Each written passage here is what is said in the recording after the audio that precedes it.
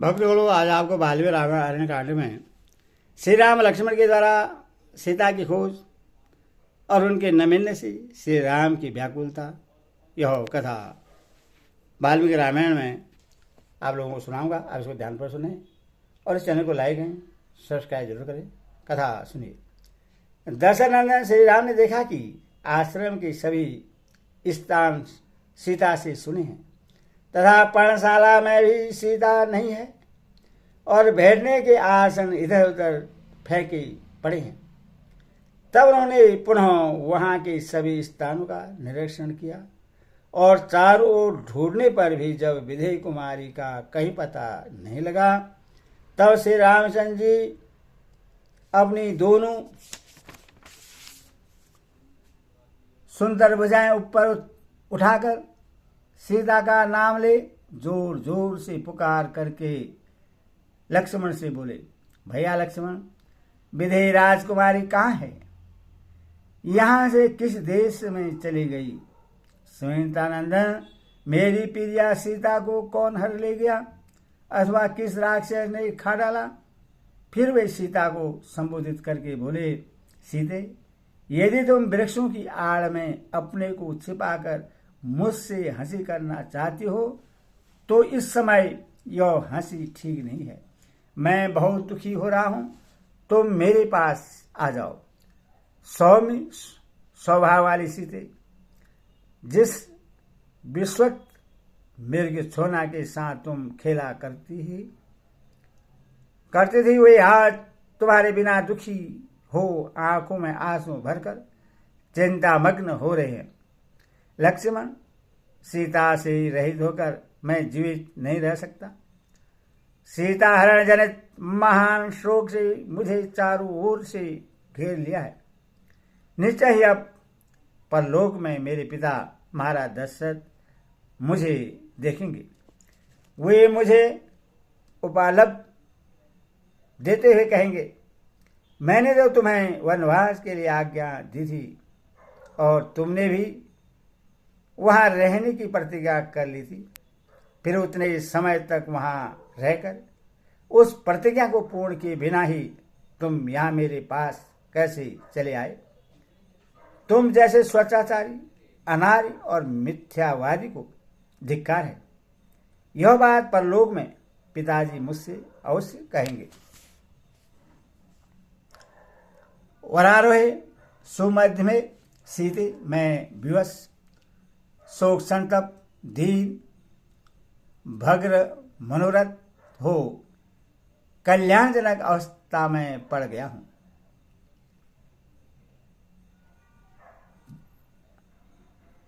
भर मनोरथ हो करुणाजनक अवस्था में पड़ गया हूं।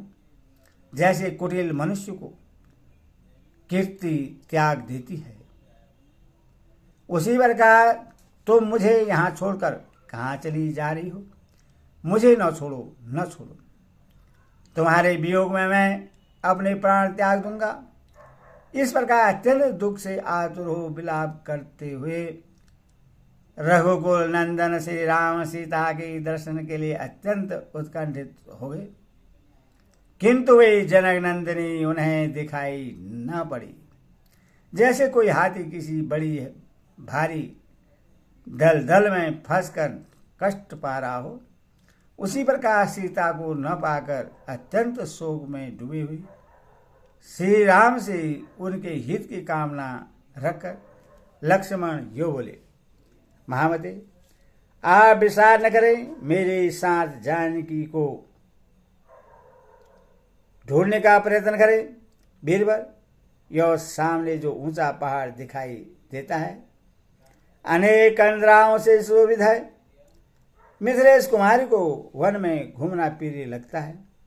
वे वन की शोभा देखकर हर्ष से उन्मत्त होती हैं, अथवा वन में गए होंगे अथवा सुंदर कमल के फूलों से भरे हुए इस सरोवर के या मत्स्य तथा वेद सलता से शोभित सरिता के तट पर जा पहुंची होगी, अथवा पुरुष वर्ग हम लोगों को डराने की इच्छा से हम दोनों ने खोज पाते हैं कि नहीं, इस जिज्ञासे से कहीं वन में ही छिप गई होगी।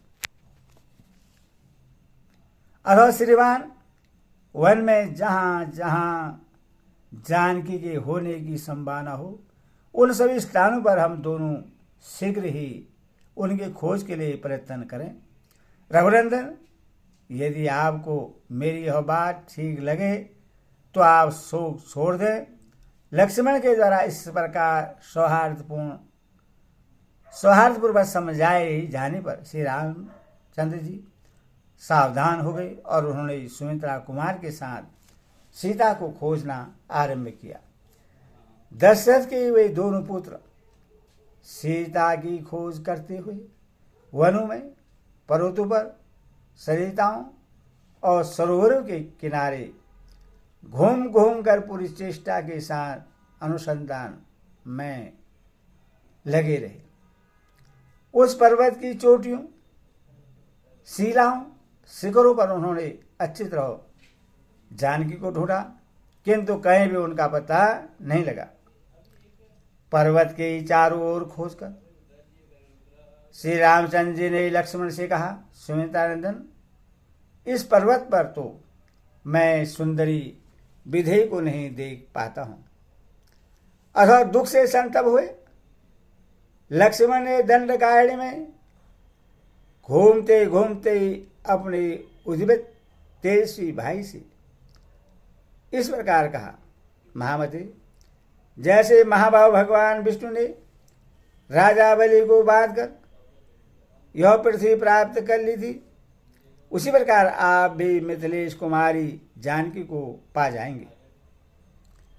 भी लक्ष्मण ऐसा कहने पर दुख से व्याकुल चित्त हुए श्री रघुनाथ जी ने दीन वाणी में कहा, महाप्राग लक्ष्मण, मैंने सारा वन खोज डाला, विकसित कमलों से भरे हुए सरोवर भी देख लिए तथा अनेक कंदराओं और झरनों से शोभित इस पर्वत को भी सब ओर से छान डाला, परंतु मुझे अपने ही प्राणों से भी प्यारी विधेयी कहीं दिखाई नहीं पड़ी। इस प्रकार सीता हरण के कष्ट से पीड़ित हो विलाप करते हुए श्री रामचंद्र जी दीन और शोकमग्न हो 2 घड़ी अत्यंत व्याकुलता में पड़े रहे। उनका सारा अंग विहल शिथिल हो गया, बुद्धि काम नहीं दे रही थी, चेतना लुप्त सी होती जा रही थी। वे गरम गरम लंबी सांस खींचते हुए दीन और आतुर होकर विषाद में डूब गए। बारंबार उच्छ्वास लेकर कमल है श्री राम आंसुओं से गदगद वाणी में हाँ प्रिय कहकर बहुत रोने बिलखने लगे। तब शोक से पीड़ित हुए लक्ष्मण ने विनम्र भाव से हाथ जोड़कर अपने प्रिय भाई को अनेक प्रकार से सांत्वना दी। लक्ष्मण के ओष्ठपुटों से निकली हुई इस बात का आदर न करके श्री रामचंद्र जी अपनी प्यारी पत्नी सीता को न देखने के कारण उन्हें बारंबार पुकारने और रोने लगे। इस प्रकार वाल्मीकि आदि रामायण आदि काव्य अरण्यकांड 168 पूरा हुआ। बोलो श्री रामचंद्र की जय।